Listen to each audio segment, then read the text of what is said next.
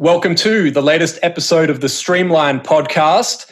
My guest today is a very good friend of mine and a bit of a legend in the music industry. His name is Rick Barker. Now, nobody tells Rick's story better than he does. So firstly, Rick, welcome to the podcast. Thank you for joining me. No, my pleasure. Always good to chat with you. I don't know about the legend part, but I'll take it. Well, look, I said it, you didn't, so that's fine. You can be humble. But you're a legend to me, Rick, and for many reasons, which I'm sure we're going to get into in this episode. But if it's okay with you, I'd like to hand it over and just let you tell your story, as much or as little as you would like to share about what you've done and where you're at right now. Yeah, so for me, music has always been a passion. I never had the talent to be an artist. I never had the resources growing up as a kid to take lessons. Honestly, too, is I don't know that my mind is geared towards taking lessons. I love to learn, but I hate to sit down and do things that are repetitive over and over and over again, like guitar lessons or things like that. When it came to soccer, I could hit 100, 200 balls a day, no problem. Everything was cool. But when it came to the music side, it just wasn't my gig, but I absolutely loved music. I learned and discovered early on that I wanted to be the DJ. I wanted to be the guy on the radio. I also love doing mobile DJ. You know, I'm 52 years old. So imagine back in the, late 70s, early 80s, there weren't a lot of mobile DJ companies at the time. And living in Alabama, there definitely weren't a lot. So I started my own mobile DJ company with a buddy of mine when I was 16 years old, and we were doing all the college parties. And, it was an absolute blast. We were going all over Alabama doing these parties.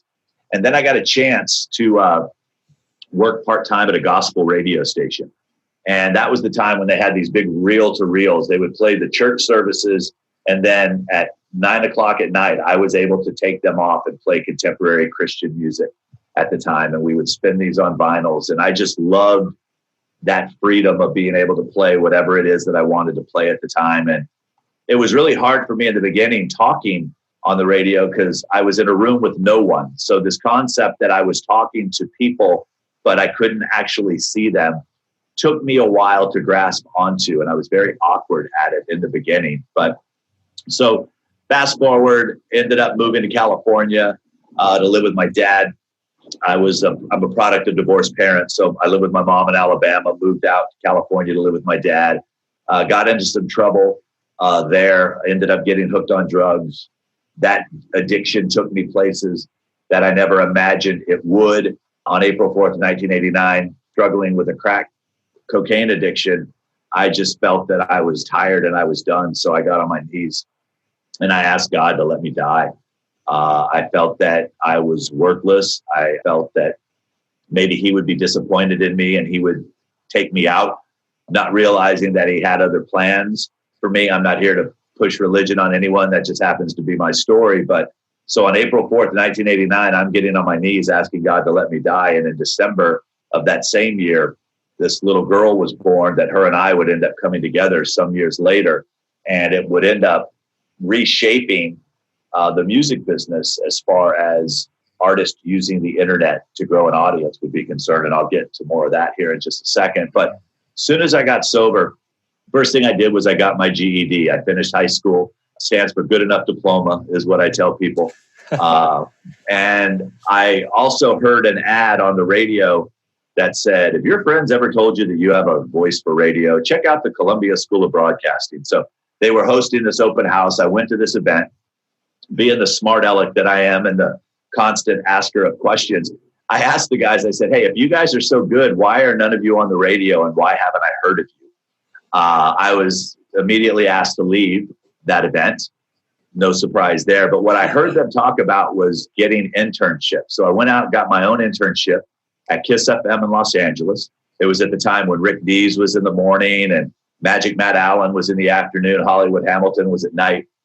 And I ended up getting an internship at KISS FM. A little later on, just shortly after that, the Gulf War started and Saddam Hussein started dropping bombs. And they were like, okay, we're in war. We need somebody to deliver the news. So they told me, go watch the TV news, copy down everything they say, come back in and deliver it. You're going to be the news guy. Wow. So I came in And I tried to be the best news guy that I could. I absolutely was terrible and sucked, but they loved my enthusiasm.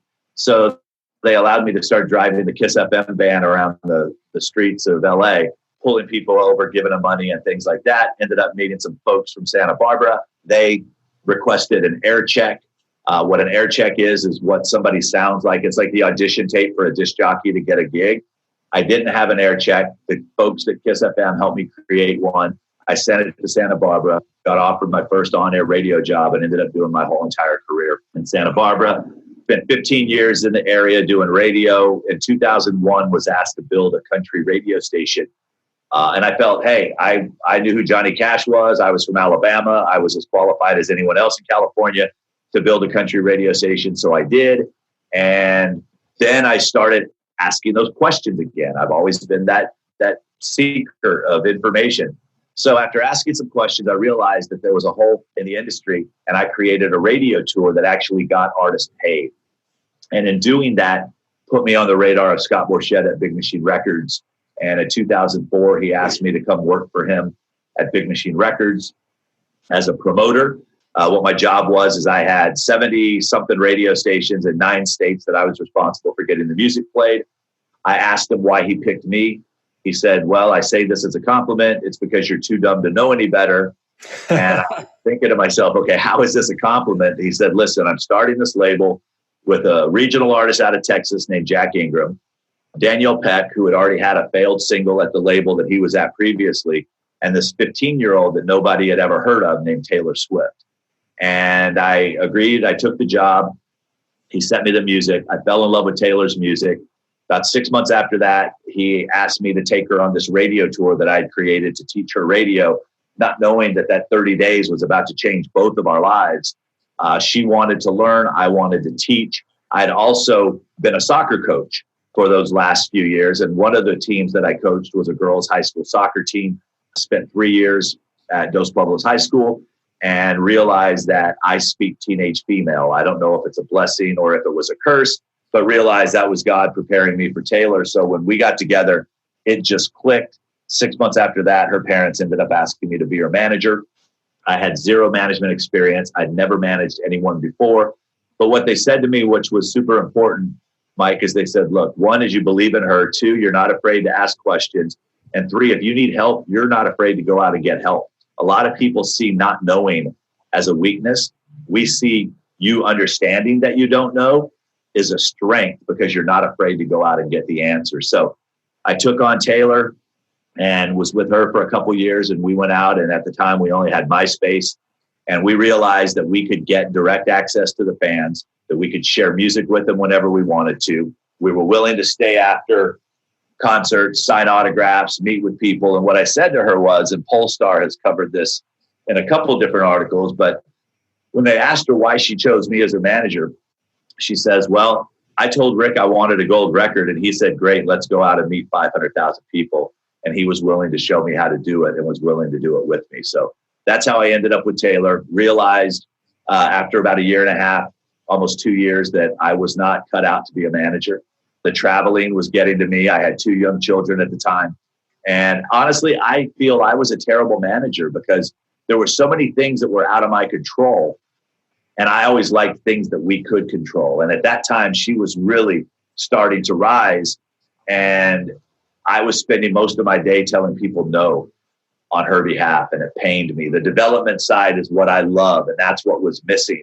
So I walked away from Taylor in 2008, went to work for Sony Records for a couple of years, realized that there was a big hole in our industry. There were a lot of people that felt they needed a manager. What they needed was advice. They needed guidance. They needed coaching. And no one who had had success was filling that role. So I chose to fill that role. And in 2014, I put my first program on the market, helping artists understand the music business, and started basically my coaching career. From then, I've gone on to help, thousands of artists in, over 16 countries and over 10 different genres of music really understand how to find their fan base and nurture that. And that's kind of where we're at today. I've got my podcast that's out. I wrote a book. I speak all over the world, I guess, because I go into Canada and things like that on the music industry. And I absolutely love it. My goal I tell folks is I want to influence millions of people with songs that I never wrote, songs that I never performed, by teaching artists how to go find their audience and get that music in front of them. Wow. Rick, I really appreciate you sharing the story. I know I mentioned I have heard your story before, but it's always nice to hear it in your own words. And I feel like there are a few parts there that I didn't even know myself. So thank you so much for being so open and so transparent in sharing all of that. My pleasure. Now, obviously, you've got one hell of a career. And have you actually put this into writing as well? Is there somewhere that people can pick it up and read your story? Well, not so much the story yet. That will happen one day. What I did is I started this video blog series called 25 Minutes from Nashville, where I would just turn on my phone and my video, and I would just talk about whatever was on my mind, whatever people were talking about in the industry. And then a friend of mine, Wade Sutton, came to me and he says, "Hey, I'm starting to write blogs for all these music publications. I would love to have something to give them. Could I take 10 of your podcasts, 10 of mine, and put them in, this blog form into this book?" So we launched the $150,000 music degree a few years back. So there's some of the stuff that's there, but I'm pretty open, when it comes to social media, when it comes to my podcast, that I host, I'm an open book. I figure that most of us as humans, we resonate with stories. So the more that I can share stories of your past does not define your future, I'm living proof of that. That, if you're willing to put in the work, you don't have to have a fancy music degree in order to be successful in the music industry. You don't have to, have managed hundreds of clients to be successful as a manager. It's like I'm living proof that sheer determination, hustle, and the willingness to go out and consistently educate yourself. I mean, I listen to audiobooks every single week. I listen to podcasts every single week. I subscribe to newsletters. I'm constantly learning. Hell, I went and got certified as a Facebook marketer. I'm the only guy in the room in music. Everyone else are ad agencies, but I figure if the audiences are hanging out online, I want to learn how to get to them. I want to learn how to use this cheap real estate we call Facebook. Say, hey, if I can spend a couple $100 and get my message to the right person at their right time, not at the time I want to get to them, but at the time they want to get it, that could be very beneficial. And it's worked out really well for me so far. Yeah. And one thing I love is how you're so willing to just give this information away. I mean, yes, you've got a course. Yes, you've got a book, and we're definitely going to get into that as well. But the fact that just by following you on social media or listening to your podcast or subscribing to your email list, you just feed all this information, just put it out there for anyone that'll take it. And it's really easy to understand and really easy to follow. I've learned so much from watching you and how you maneuver Instagram. And this doesn't just apply to you as a teacher or an educator, if you will.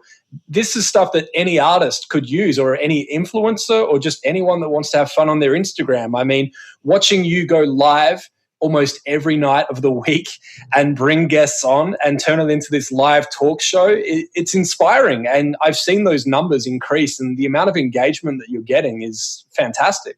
Well, these are tools, like you said, that are readily available to anyone. And what I loved is that I have my own TV show anytime I want. I have my own radio show anytime I want. I have my own live action show anytime I want. All of you do as well. The thing is that I love the fact that as creators, and that's what all of us are, is we don't have to ask anyone's permission to do anything. I'm like, I don't have to go try to convince a bigwig at a television, conglomerate to allow me 30 minutes of time to share my message. I can go on and share my message anytime that I want. The thing that I want everyone to understand too is that as much as it seems like I'm giving out free content, that costs me time. My time has a value. The time you spend, Mike, listening to my content, you have to put a value on that too, because your time, everyone listening to this, put a value on your time. Now you have to figure out, where is your time best spent? Because we invest two things. We either invest money or we invest time. They both, to me, the time has a higher dollar value than actually investing money into a course or anything like that. So what I try to do is learn where I should invest my time. So every time I'm quote unquote giving free information, all I'm doing is trying to provide enough value so that when you decide that you're uncomfortable enough to want to make a change, and if I can provide that change, that I'm the guy you provide that change with, that you're the guy that you invest, that I'm the guy that you invest in order to get you out of your dilemma or whatever it is that's hosting you. So as much as it seems like, so as often as you as an artist are doing Facebook Lives or playing your music, quote unquote, for free, you're really not doing it for free. You're just laying the foundation for potentially having a financial investment at a later point when it's convenient for those people, when it's right for them. You know, I always say everyone wants to buy, they just don't want to be sold to. You know, so what I'm doing is just saying, hey, when they're ready to make that financial investment to better themselves, have I given enough value to them to say, this is the guy I want to invest with? Yeah, absolutely. And I mean, from personal experience, you've given me so much value. You know, I always say, but when I have a question regarding playlist, who do I call? You call me. Exactly. Why? Because you are the expert in that space. And because I feel that there's this reciprocity. Whenever you've needed anything and called me, I've delivered. Whenever I've needed anything and called you, you've delivered. So we have this mutual relationship. One of the things I swore early on is there was no way that I could become the expert in everything. It changes so fast. Yeah. So I wanted to align myself with the experts in the areas that I knew would bring value to my audience. So, you know, this is the whole reciprocity thing. And that's what I think a lot of people forget sometimes, is that if you're the artist that's constantly showing up, making people's day, at some point they're going to reciprocate and, you know, help you when you need it, whether it be an EP or a t-shirt or a ticket or a vote to get on a show or whatever it is. We have to show up every day and provide value. And that's what you've always done, is provided value to my audience. That's why I keep calling you. When you stop providing value to my audience, yeah, I think you're a cool dude and all. And when you're in Nashville, we love to hang out. But when you stop providing value, I'm going to stop coming to you. That's the same thing for you as a creator. When you start making it all about you and less about the relationship, then things can change. And right now, there's this great reciprocity that I'm very blessed to have. And I hold my relationships dear because, once again, I don't want to have to go learn what you know. So as long as I keep sending your way and keep providing you value, hopefully you'll keep learning it. And I don't have to, because I don't have enough room in this brain for anything else. Yeah. Well, I can completely understand that. And I'll be the first person to say that, yes, I've got the knowledge of playlists, but when we talk about other areas such as social media ads, that's when I would go to someone like Rick, because you've got that information there. You've done the courses. You're one of the only people I know that's certified in Facebook marketing in the music industry, period. You know, I think that is extremely valuable. And that's why I'm grateful to have that connection with you, that I can get that advice. And of course, in return, I'm more than happy to help you out in any way I can.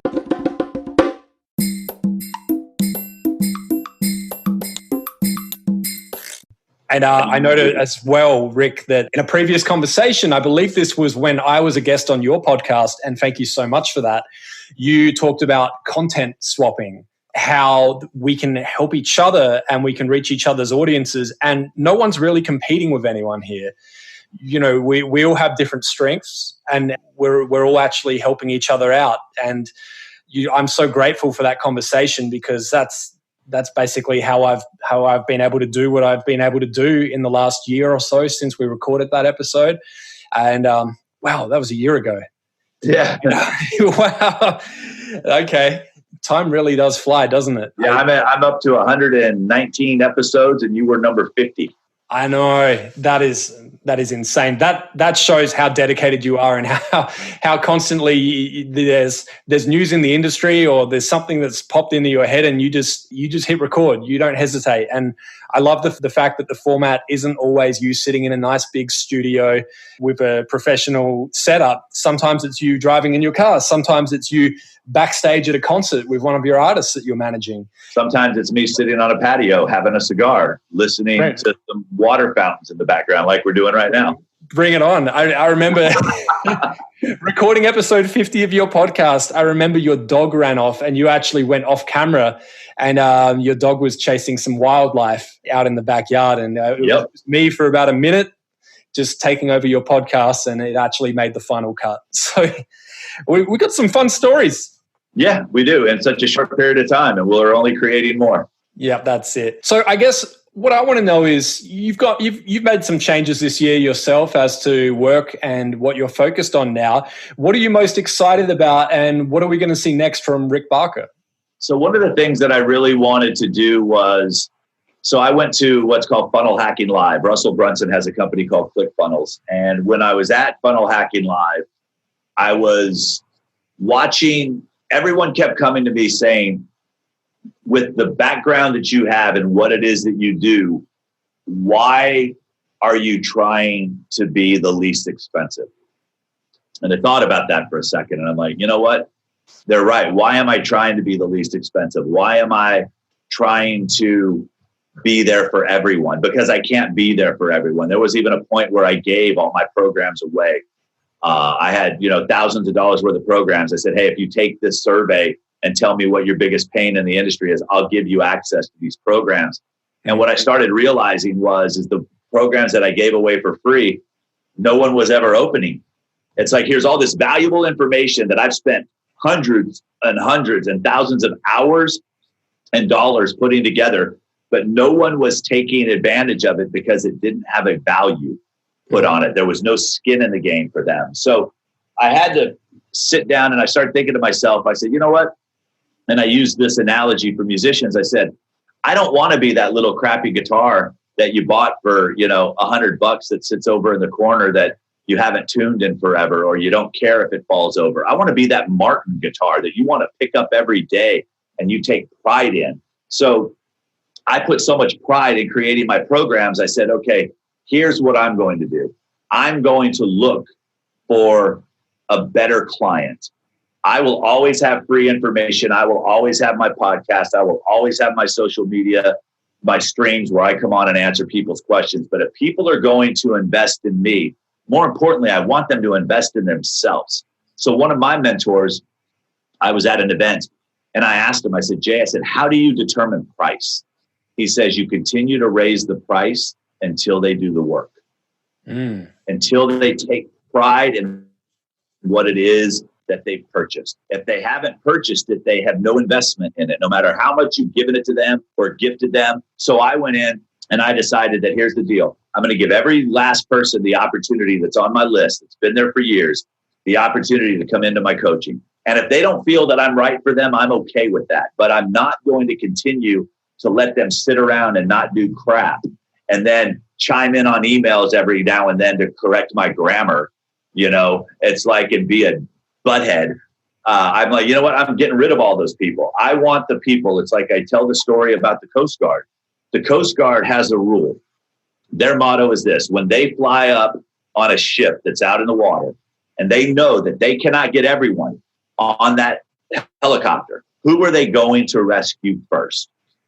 They're going to do everything in their heart to rescue every person, but who do they rescue first? And their rule is, we will rescue those that are swimming towards us.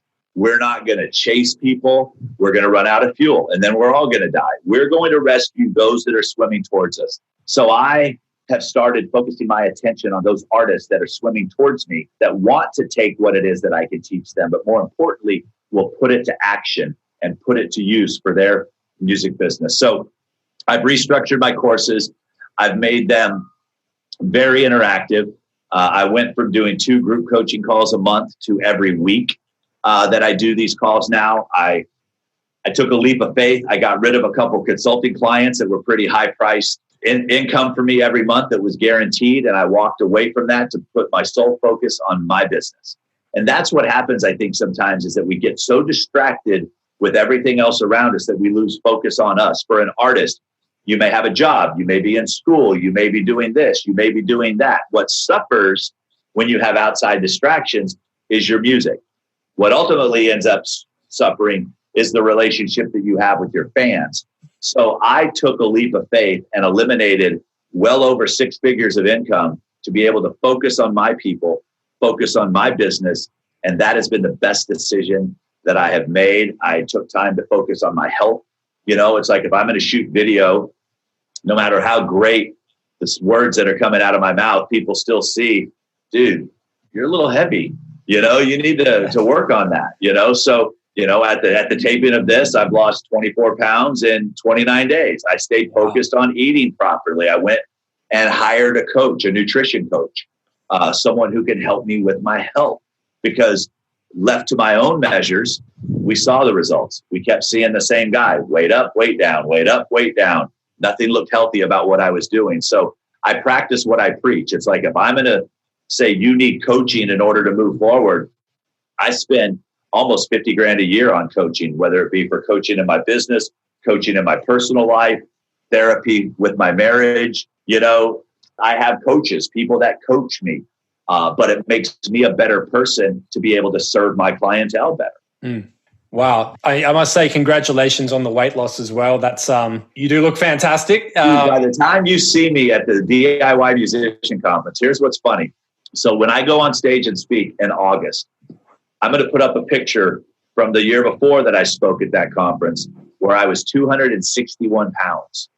Wow. And they're going to see that picture on how I tried to strategically dress with that black shirt that for a long time, people could tell what weight I was at because I'd always wear the same shirt. That was my comfy shirt. But when I'm going to be able to have a shirt tucked in and they're going to be able to see the difference that was made, then I'm able to practice what I preach. I'm able to say, look, I had to make sacrifices. I had to get rid of some things that I enjoyed. But I had to say, did I like Italian sweet cream in my coffee as much as I like being able to tuck my shirt in? Did I like, you know, eating at fast food restaurants as much as I like the compliments that people are paying when they see how healthy I look? You know what I mean? It's like there's certain times we have to all make sacrifices, but really isn't a sacrifice if it's bettering you as a person and if it will give me more years of life to be a father, a husband, hopefully a grandfather one day, allow me to continue to serve my clients. You know, it's like the one thing we don't get is any younger. I can tell you that straight up. You know, I'm 52 years old. I'm 27 years sober. You know, I've been sober over half my life. Had I not, then I may not have ever gotten to this position. You know, I can almost tell you, had I not quit what I was doing in the 80s, I'd have been dead. I really would have, dead or in prison for a long time. So there's sacrifices that we need to make for the betterment of everything else that we want to do. My goal is to leave a legacy. I can't do that if I'm not 100% in mind, body, and spirit where I need to be. Yeah, absolutely. I don't really have anything to add on to that. You're speechless. I truly am. You know, not only are you inspiring in the way that you've shared your story, but you continue to inspire as well. And you know, I obviously when you see a friend and they gain a little bit of weight, you don't tend to say anything about it because it really has to be their decision to put their health first. And you've obviously done that, and it shows. Well, here's the thing I'm hoping for. That I've lost a lot of weight, but I've also found it, and it found its way back to me. I'm hoping this time it's forgotten how to get back. So I'm putting it in the woods and hoping it can't find its way back. Yeah, that's it. Awesome. You know, while we're here and you've kindly jumped on my podcast, I feel like it's about time you got some plugs in because you've been so busy sharing your story and sharing your knowledge.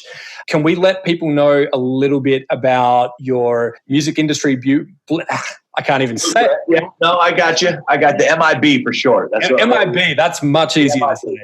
So here's the best way for people to learn about me is, and Michael put a link in the show notes, yes. But you can go to ricksfreebook.com. Go grab yourself a copy of the book. If you want a physical copy, I've already paid for the books. You just pick up the sheet. It's $471 US, $971 international. And then after you pick up the book, you'll be given an opportunity if you want to learn more about the courses that I create. Let me move this little. Oh, he's not gonna. Here, we're gonna go for. All right.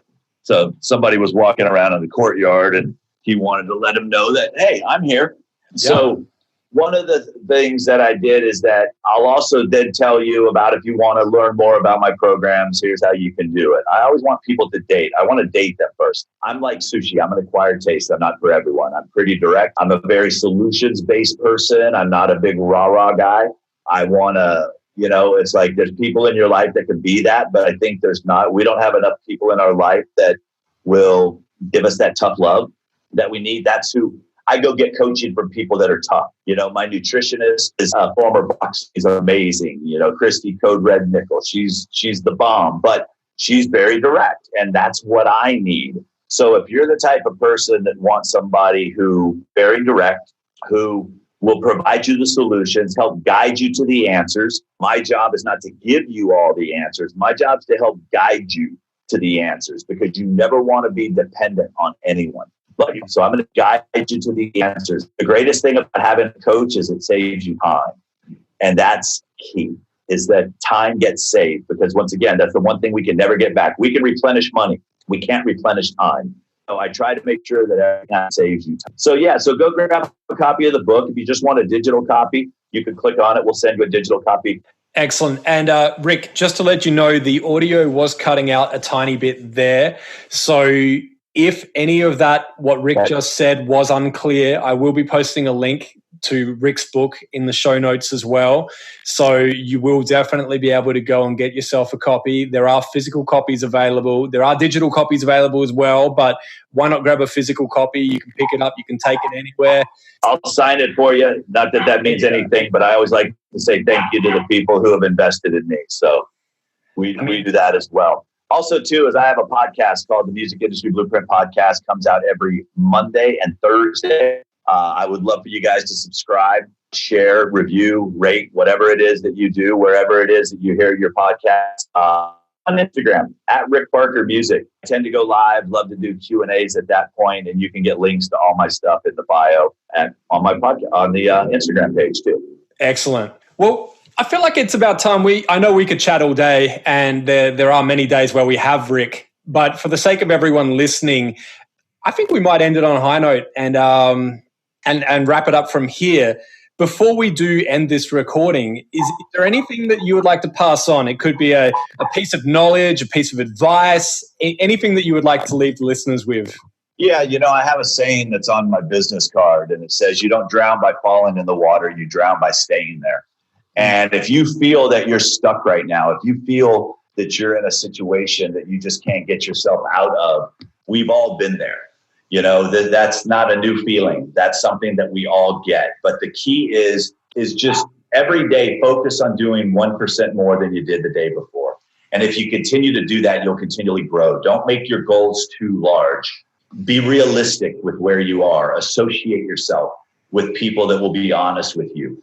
Don't associate yourself with people that are just going to tell you how great you are all the time either. Find those people in your life that want to motivate and inspire you to be the best you that you can be, because we all have it in us. We all do. You know, it's like I said, if I can go from living homeless on the street, strung out on crack cocaine, to launching Taylor Swift, there's nothing that you guys can't do either. You know, just set your goals, make sure that they're realistic. And remember, for musicians, for creatives, it's about your audience. It's not about you. You hit it on the head, Rick. I have nothing to add once again. But look, I will just say one more time for anyone listening, at Rick Barker Music, RickBarker Music. If you don't know how to spell music, why are you listening to this? Rick, I just want to say thank you so much. As we mentioned, time is extremely valuable, and I do appreciate you. I appreciate your time. I appreciate everything that you've done for me, and to be able to have access to you and to be able to call you a friend, most important. Awesome. Back at you. Same thing. Say hi to the missus. I sure will. Thank you so much, Rick.